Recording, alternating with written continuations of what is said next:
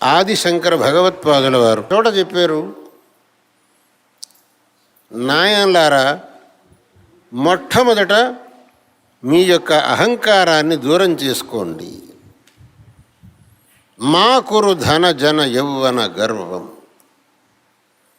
మనిషికి అహంకారం అనేది అనేక కారణాల నుంచి వస్తుంది. కొంతమందికి తాను గొప్ప శ్రీమంతుణ్ణి అనే అహంకారం, కొంతమందికి తాను పెద్ద పండితుణ్ణి అనే అహంకారం, కొంతమందికి తాను మహాబలశాలిని అనే అహంకారం.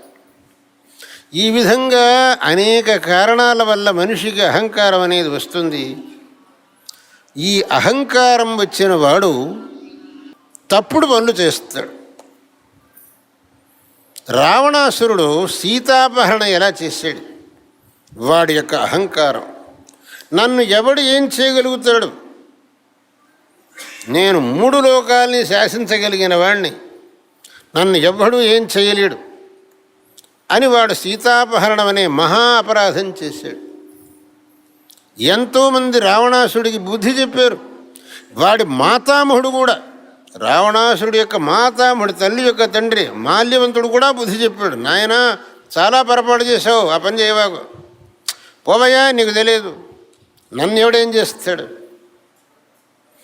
హనుమంతుడు వచ్చి చెప్పాడు, రావణ, చాలా తప్పుపడ్డావు, పోరా, నీకేం తెలుసు అన్నాడు.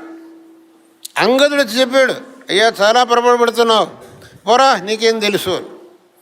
ఆ అహంకారం అనేటటువంటిది వాడి యొక్క కళ్ళు కప్పింది, వాడితో తప్పుడు పనులు చేయించింది. చివరికి సర్వనాశం అయిపోయినాడు. అప్పుడు పశ్చాత్తాపడు ఏం ప్రయోజనం? నేను ఆ పని చేయరాదుగా ఉండే అని చివరికి అనుకుంటే ఏం ప్రయోజనం?